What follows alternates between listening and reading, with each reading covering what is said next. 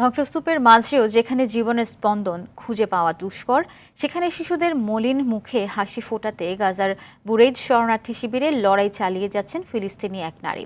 শরণার্থী শিবিরের সেই তাঁবুটি এখন কেবল আশ্রয়ের ঠিকানা নয়, বরং পরিণত হয়েছে শিশুদের স্বপ্নের কারখানায়। এ বিষয়ে আরও জানাচ্ছেন ইমতিয়াজ আহমেদ। চারিদিকে ধ্বংসস্তূপ আর যুদ্ধের ক্ষত, এর মাঝেও মধ্য গাজার বুরেইজ শরণার্থী শিবিরের ছোট এই তাঁবুতে চলছে শিশুদের মুখে হাসি ফোটানোর নিরন্তর প্রচেষ্টা।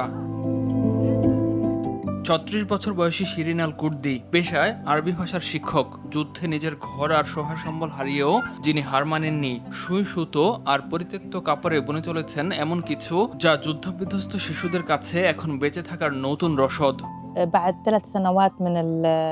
পুতুল তৈরির চিন্তাটা আসে টানা অবরোধের পর, যখন বাইরে থেকে খেলনা সব বন্ধ হয়ে গিয়েছিল। প্রথমে ভেবেছিলাম শুধু নিজের বাচ্চার জন্যই বানাবো, কিন্তু পরে দেখি সবার মাঝেই এর ব্যাপক চাহিদা, তাই বাণিজ্যিকভাবে কাজ করা শুরু করি। ৩ বছরের দীর্ঘ যুদ্ধ কেড়ে নিয়েছে গাজার শিশুদের প্রিয় সব খেলনা। কয়েক দফায় বাস্তুচ্যুত হওয়ার পর অনেকে বাড়িতে ফিরলেও তাদের প্রিয় পুতুলগুলো আজ চাপা পড়ে আছে ধ্বংসস্তূপের নিচে। শিশুদের খেলনাগুলো মাটির নিচে মিশে গেছে। এখন এই পুতুলগুলোই তাদের কাছে নতুন প্রাণের মতো, যা তাদের মলিন মুখে এক চিলতে হাসি ফিরিয়ে দিচ্ছে। তবে এই পথ মোটেও সহজ ছিল না। যুদ্ধে নিজের ঘর হারানোর সঙ্গে শিরিন হারিয়েছিলেন তার সব সরঞ্জাম ও কাঁচামাল। শূন্য থেকে শুরু করতে গিয়ে চড়া দামে কিনতে হয়েছে সুই সুতো।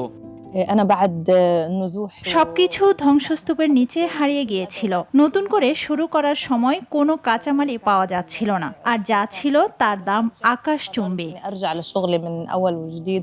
অভাব আর অনিশ্চয়তার মাঝেও শিরিনের এই রঙিন পুতুলগুলো যেন গাজার শিশুদের কাছে এক একটি আশার প্রতীক।